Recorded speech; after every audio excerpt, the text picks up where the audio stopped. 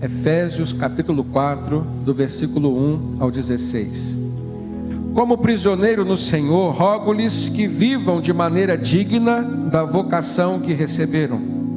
Sejam completamente humildes e dóceis, e sejam pacientes, suportando uns aos outros com amor. Façam todo o esforço para conservar a unidade do Espírito pelo vínculo da paz. Há um só corpo e um só Espírito, assim como a esperança para a qual vocês foram chamados é uma só. Há um só Senhor, uma só fé, um só batismo, um só Deus e Pai de todos, que é sobre todos, por meio de todos e em todos. E a cada um de nós foi concedida a graça, conforme a medida repartida por Cristo. Por isso é que foi dito: quando ele subiu em triunfo às alturas, levou cativos muitos prisioneiros e deu dons aos homens. O que significa ele subiu, senão que também havia descido às profundezas da terra? Aquele que desceu é o mesmo que subiu acima de todos os céus, a fim de encher todas as coisas. E ele designou alguns para apóstolos, outros para profetas, outros para evangelistas e outros para pastores e mestres, com o fim de preparar os santos para a obra do ministério, para que o corpo de Cristo seja edificado, ou seja, a sua igreja, até que todos alcancemos a unidade da fé e do conhecimento do Filho de Deus, e cheguemos à maturidade, atingindo a medida da plenitude de Cristo. O propósito é que não sejamos mais como crianças, levados de um lado para outro pelas ondas, nem jogados para cá e para lá por todo o vento de doutrina e pela astúcia e esperteza de homens que induzem ao erro. Antes, seguindo a verdade em amor, cresçamos em tudo naquele que é a cabeça, Cristo. Dele, todo o corpo, ajustado e unido pelo auxílio de juntas, cresce e edifica-se a si mesmo em amor, na medida em que cada parte realiza a sua função. O apóstolo Paulo, de uma maneira tão carinhosa, mesmo estando preso, prisioneiro do Senhor, como ele mesmo diz e introduz na sua carta, ele fala de amor, ele fala de esperança, ele fala de motivação, porque ele via, de uma certa forma, um campo aberto para que a palavra de Deus, o Evangelho de Cristo, pudesse chegar aos corações das pessoas. Mas, entre você ver um campo aberto para que a mensagem do Senhor, enquanto semente, seja plantada, para que ela possa germinar no coração dos homens, trazendo vida, trazendo esperança, trazendo transformação e salvação, entre perceber a existência desse campo vasto e ver uma plantação feita com eficiência e eficácia, existe uma distância muito grande. É por isso que ele chama a atenção dos cristãos. Ele escreve para cristãos acerca de como estão vivendo, de como estão semeando, por exemplo, essa semente que é a palavra, de se estão dizendo sim ou não para Deus, e o que isso implica em suas vidas. Com muito carinho, com muito amor, a gente vê Paulo falando da necessidade da compreensão dessa vocação espiritual pela qual o Senhor nos chamou. E nós precisamos verificar o quanto é importante estarmos servindo ao Senhor, atendendo essa vocação, esse chamado, do modo certo. E mais do que a maneira certa, a gente precisa estar servindo no tempo certo. Então, uma das primeiras lições que eu percebo é que Paulo está preocupado com a maneira como os cristãos estavam servindo e, em algumas situações, preocupado com alguns cristãos que não estavam servindo a Deus, que não tinham atendido esse chamado, essa vocação. Então, qual é o sentido dessa palavra vocação? Ele fala assim: como prisioneiro do Senhor, rogo-lhes que vivam de maneira digna da vocação que receberam. A palavra vocação, ela provém de um verbo grego, kaleo, que significa chamar ou convocar. O que ele está dizendo é que Deus nos convocou para uma obra, Deus nos chamou. E esta obra haveria de ser feita por pessoas que se entregassem a Cristo. Então a primeira ação que o ser humano precisa fazer para atender essa convocação dada por Deus é entregar sua vida a Cristo e viver para Cristo. A partir daí existe um ministério, são infinitos os ministérios, porque são dons que o Espírito Santo nos concede para estarmos servindo ao Senhor, atendendo a essa vocação. Então, se é um dom ministerial, é dado pelo Espírito Santo, e o Espírito Santo só age na vida de quem se entregou a Cristo. Primeira ação, então, é entregar-se a Cristo. Você está atendendo ao chamado geral. Você está atendendo essa vocação que Deus te deu. Alguns atendem, outros não. Alguns retardam, alguns protelam essa decisão. E perdem aquilo que vem seguido a essa decisão. Então a Bíblia nos ensina que existem dois tipos de chamado, dois tipos de vocações. Aquela vocação que é geral e existe a vocação específica. A vocação que é geral é para todos, todos somos chamados em Cristo para nos entregarmos a Deus. E a vocação que é específica diz respeito à sua atividade, à sua função.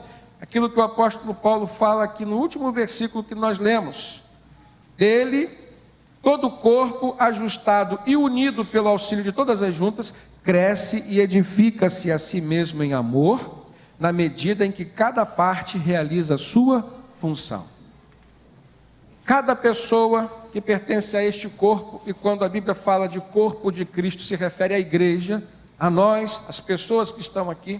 Nós somos membros de um só corpo, corpo de Cristo, e cada um tem a sua função, cada um recebeu uma vocação específica.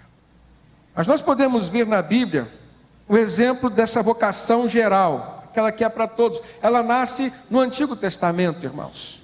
Embora Jesus ainda não tivesse encarnado entre os homens, mas Deus já tinha convocado o seu povo. Se você abrir sua Bíblia em Êxodo capítulo 19, lá no versículo 5, diz assim: agora, portanto, se ouvirdes atentamente a minha voz e guardardes a minha aliança, sereis minha propriedade exclusiva dentre todos os povos, porque toda a terra é minha, mas vós sereis para mim reino de sacerdotes e nação santa. Estas são as palavras que falarás aos israelitas.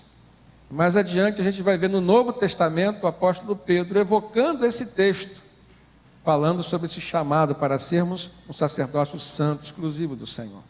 Se os irmãos olharem o texto de Isaías, capítulo 43, mais uma vez nós veremos um exemplo dessa vocação geral. Isaías 43, logo no versículo 1: mas agora assim diz o Senhor que te criou, ó Jacó, que te formou, ó Israel, não temas, porque eu te salvei. E aí ele diz: chamei-te pelo teu nome, tu és meu. Convoquei-te, chamei-te. Existe hoje e já existia antes uma vocação geral de Deus. E se formos olhar mais adiante, nesse mesmo texto, Isaías 43, ele diz: porque eu sou o Senhor teu Deus, o Santo de Israel, o teu Salvador. São as implicações de atendermos esse chamado, essa vocação. Visto que és precioso aos meus olhos e digno de honra, e porque eu te amo, diz Deus, darei pessoas por ti, povos pela tua vida. Mais adiante ele diz: não temas, porque eu sou contigo. Olha que implicação maravilhosa de atendermos essa vocação geral de Deus para nós. Mais adiante ele diz: vós sois as minhas testemunhas, diz o Senhor, e o meu servo a quem escolhi. Se ele nos chamou, porque nos escolheu para sermos testemunhas dele, povo que ele escolheu para si. Esse chamado geral, ele traz implicações para nós. E quem atende já começa a sentir isso no seu viver diário. Se formos para o Novo Testamento, primeira carta de Pedro, capítulo 2, versículo 9, ele fala assim: mas vós sois geração eleita, sacerdócio real, nação santa, povo de propriedade exclusiva de Deus, para que anuncieis as grandezas daquele que vos chamou, que vos convocou das trevas para a sua maravilhosa luz. Uma outra implicação que a gente percebe no atendimento desse chamado: você pode viver em trevas, como também pode viver em luz, ou na luz. E às vezes, irmãos, essas trevas, elas podem ser de uma forma geral. Uma vez que Jesus disse: eu sou a luz deste mundo, quem me segue não andará em trevas, mas, pelo contrário, receberá a luz da vida. A gente compreende que as trevas atuam de uma forma geral para quem ainda não conheceu Jesus. Mas num segundo momento, a gente começa a perceber que às vezes, mesmo conhecendo Jesus, pelo nosso próprio livre-arbítrio, e pela maneira às vezes irresponsável, desleixada, descompromissada como nós vivemos no mundo espiritual que nos rodeia, nós às vezes começamos a experimentar um pouco dessas trevas, sim ou não? Acontece isso. A gente pode passar por momentos em que nos encontramos em algumas trevas. Pode ser caracterizado como um momento de poucas trevas ou um momento de densas trevas. É na medida com a qual você se esfria no seu relacionamento com Deus. Então Paulo, quando escreve esse texto aos Efésios, ele está convocando os crentes que já tinham sido transportados das trevas para a maravilhosa luz de Jesus, mas que alguns deles estavam vivendo em negligência com isso. É como se fosse um alerta, é um chamado feito por um apóstolo, servo do Senhor, para que a igreja cristã possa estar atenta a esse detalhe. Paulo fez alusão a esse chamado outras vezes. Na segunda carta que ele escreveu a Timóteo, capítulo 1, versículo 9, ele diz: Jesus nos salvou e nos chamou com uma santa vocação, não por causa das nossas obras, mas devido ao seu propósito e à graça que nos foi concedida em Cristo Jesus antes dos tempos eternos. O desejo de Deus através de Jesus é que todos se convertam e sejam salvos. Então esse chamado já existia antes mesmo da fundação do mundo. E quantas pessoas têm protelado? Algumas porque não compreenderam isso. Outras porque só vão compreender mediante uma experiência mais forte, a dor, a perda. Mas o que a palavra de Deus nos convida hoje é a refletirmos à luz de uma experiência de amor. E pelo amor a gente pode se aproximar de Deus, a gente pode atender esse chamado. Eu não preciso esperar a dor, não preciso esperar o sofrimento, a perda, para atender a esse chamado, a essa vocação de Deus. Então o apelo de Paulo é para que, se fomos chamados, e por isso temos uma vocação, mais do que isso, nós precisamos então viver de um modo digno dessa vocação ou desse chamado.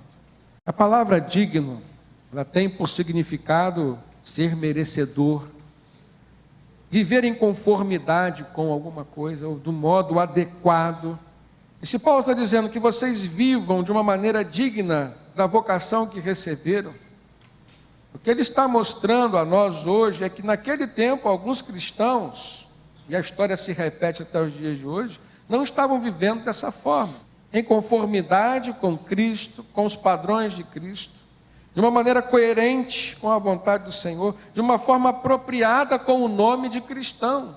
É certo que merecedor disso ninguém é pela graça que nós fomos chamados e atendemos esse chamado, mas viver de um modo digno, ou seja, mais coerente, isso expressa o mínimo de gratidão da nossa parte. Eu não tenho dúvidas de que a obra de Deus não encerrou na minha vida. E aí tem gente que às vezes pensa: Deus já me salvou, agora daqui para frente sou eu. Não, nós dependemos de Deus e dependeremos sempre. Em segundo lugar, o apóstolo Paulo continua a sua carta explicando como que é na prática esse modo digno de vivermos como cristãos. Olha no versículo 2, ele diz: sejam completamente humildes e dóceis, sejam pacientes, suportando uns aos outros em amor, façam todo o esforço para conservar a unidade do Espírito pelo vínculo da paz. A gente sabe que a humildade ela é um fator preponderante no nosso relacionamento com Deus. Deus rejeita os soberbos, mas concede graça aos humildes. Pelo menos em 2 textos da Bíblia nós lemos isso. queres viver debaixo da graça do Senhor, recebendo graça, seja humilde. Porque quando a humildade vai deixando seu coração, vai deixando sua vida, a graça do Senhor vai deixando também. Vai se afastando de você. E às vezes você levou uma vida cristã inteira construindo um espírito humilde. E as bênçãos foram se avolumando sobre você. Você foi conquistando patamares assim maravilhosos de espiritualidade, mas isso só serviu em algum momento para te tornar uma pessoa soberba. E você foi crescendo na humildade e de repente você caiu. Quando você cresce na soberba, você decresce na humildade. Entenda que a salvação, ela é eterna. Uma vez salvo, sempre salvo. Você foi selado pelo Espírito Santo. Mas a maneira como você conduz a sua vida aqui, dando ouvidos ou não ao Espírito Santo, deixando Ele trabalhar ou não em você, vai determinar o quão mais próximo o Senhor estará contigo aqui. Nós sabemos que se estamos próximos do abençoador, as bênçãos estarão também próximas de nós. Eu não sei como está o seu coração hoje, como está a sua vida, mas eu sei que sempre tem algo na palavra de Deus que nos toca de uma forma muito pessoal e particular. Isso significa, irmãos, que para Deus não existe tempo de casa, porque a relação entre Ele e nós é pela graça. A graça trabalha em nós a partir da presença ou não da humildade. Você pode ver um novo convertido chegando na igreja e repleto de bênçãos, untado de graça e do Espírito Santo, permeado de experiências, e você pode ver gente que já serve a Deus com um tempo de casa enorme, mas completamente frio e afastado da presença do Senhor. Gente que cresceu, mas que caiu. Essa palavra do apóstolo Paulo em amor é para te convidar a continuar crescendo. Deus não quer, irmãos, em hipótese alguma. Por isso que esse chamado, essa vocação já havia antes da fundação do mundo. Ele quer estar conosco, Ele nos fez para a sua glória, a Bíblia diz isso. Deus não rejeita um coração quebrantado e contrito. A palavra do Senhor diz isso. Coração quebrantado e contrito é símbolo de coração humilde, de gente humilde. Gente que Deus não rejeita a oração, gente que Deus não rejeita a companhia. E aí no versículo 17, Paulo diz assim: eu lhes digo, e no Senhor insisto, que não vivam mais como os gentios, que vivem na futilidade dos seus pensamentos. Nós estamos meditando sobre as coisas práticas que deixam explícito, um modo digno como nós podemos viver diante dessa santa vocação de Deus. Então no versículo 2 e 3 ele fala sobre humildade, sobre viver de maneira dócil, ser paciente, suportar os outros, ajudar os outros com amor, buscar a unidade do Espírito Santo. Mas agora no versículo 17 ele fala sobre pensamentos. Pensamentos estes que muitas vezes são planos, são projetos de vida, projetos pessoais ou coletivos. Pessoais é quando é você com Deus. Coletivo entra no plano da sua família. Tem sonhado para viver em família, com a sua família. Como tem sido a sua relação com os seus filhos, como tem sido a sua relação com a sua esposa, com o seu marido, quais têm sido esses projetos coletivos ali, no núcleo familiar. Os pensamentos demonstram se você valoriza ou não. Pensamentos coletivos, a sua igreja, o que você tem pensado, o que você tem sonhado para a sua igreja, como você tem se visto aqui, o que você tem pensado em fazer em prol do reino do Senhor. A igreja é uma oportunidade, não é a única, mas é uma oportunidade, é um ambiente que te oportuniza a servir melhor a Cristo. E tem coisas que a gente faz e só consegue fazer porque estamos em conjunto. Então quais são os seus pensamentos com relação à igreja do Senhor? ela te oportuniza a servir a Deus, a ser sal da terra, a ser luz no mundo. Jesus nos fez essa convocação, é um chamado para fazermos diferença. E Jesus construiu a sua igreja como um ambiente facilitador, mais do que facilitador, poderia usar um termo catalisador de obras e serviços para a glória do Senhor, não para a glória de homens, mas para a glória do Senhor. E aí no versículo 17 ele diz assim: eu lhes digo, e no Senhor insisto, que não vivam mais como gentios, como quem não pertence ao povo de Deus. Gentios era o título dado a quem não pertencia ao povo de Deus.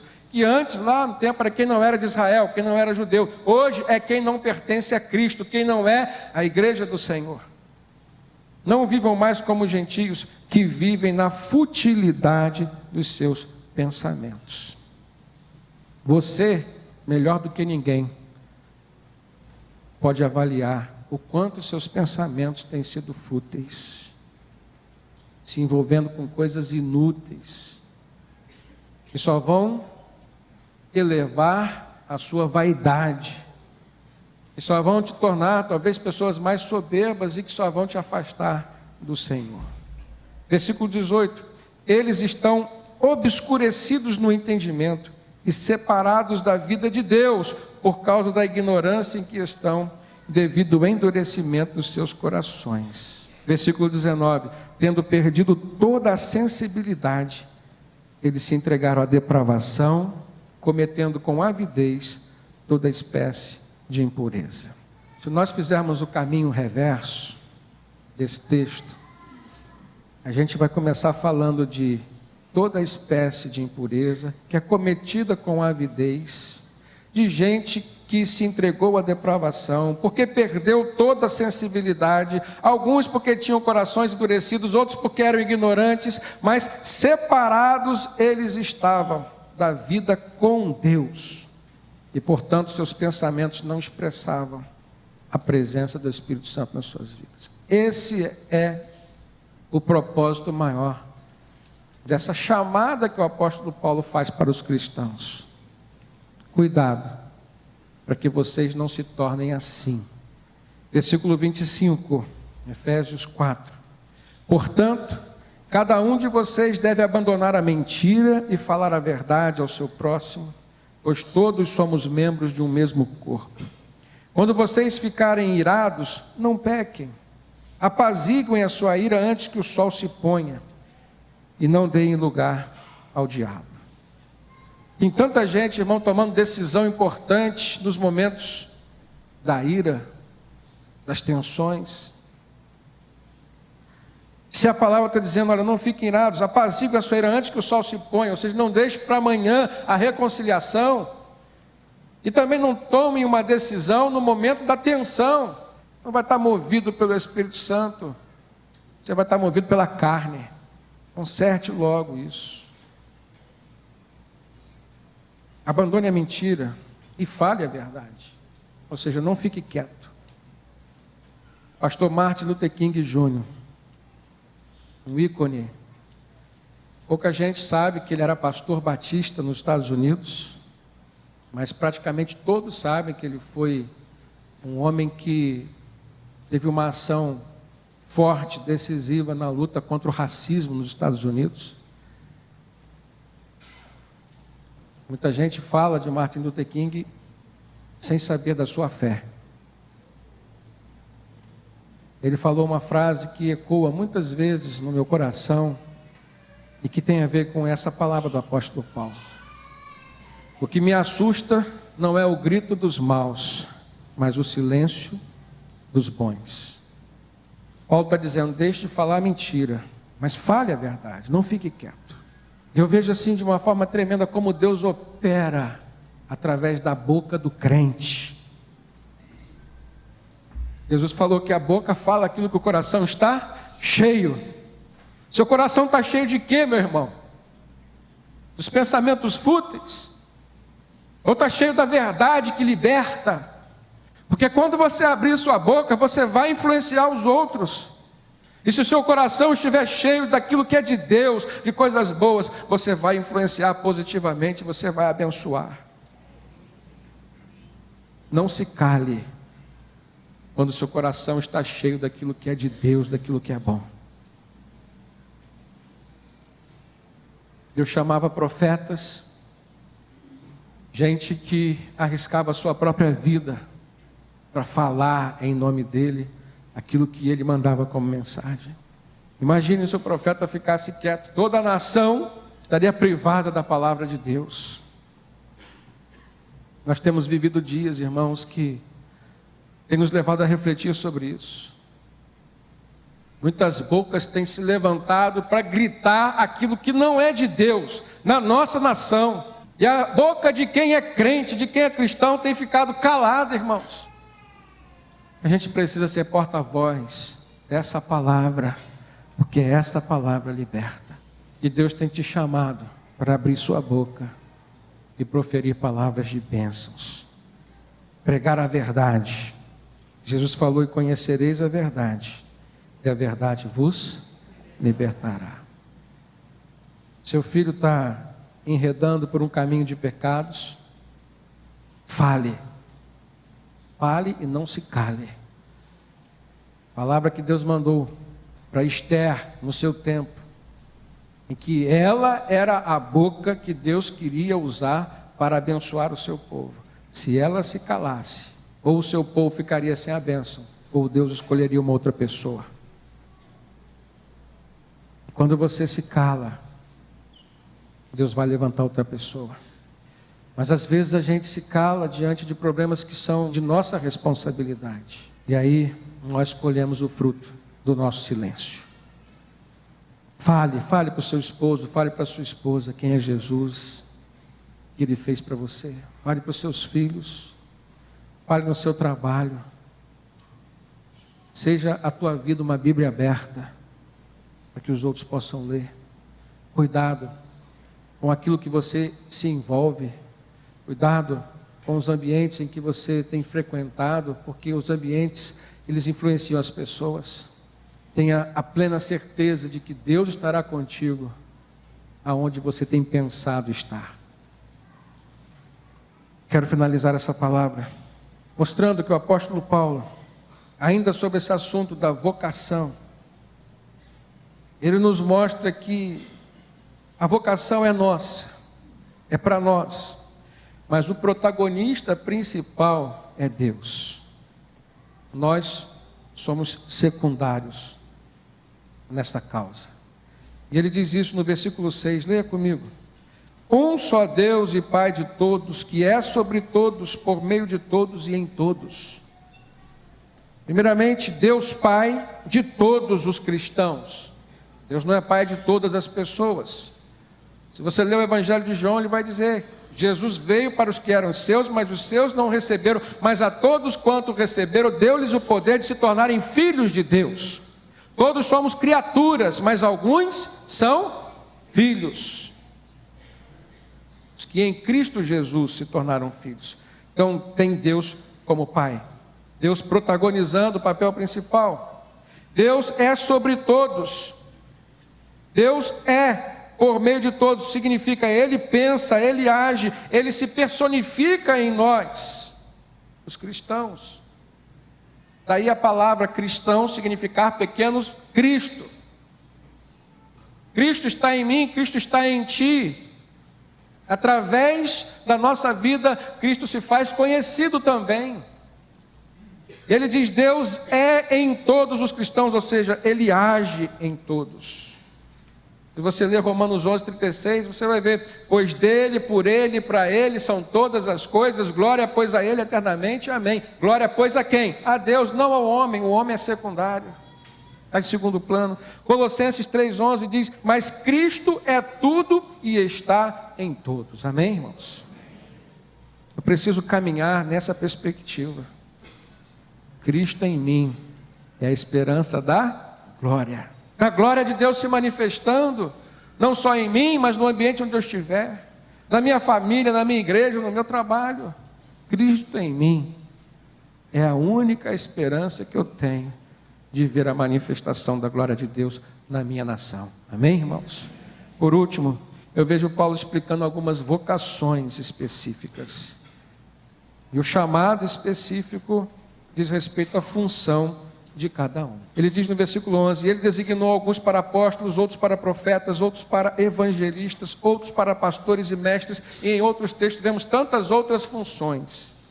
Mas qual é o objetivo das vocações específicas? Versículo 12, ele fala: com o fim de preparar os santos, os cristãos, para a obra do ministério, para que o corpo, ou seja, a igreja de Cristo, seja edificada, até que alcancemos juntos a unidade da fé, diz Paulo, e do conhecimento do Filho de Deus, e cheguemos à maturidade, atingindo a medida da plenitude de Cristo Jesus.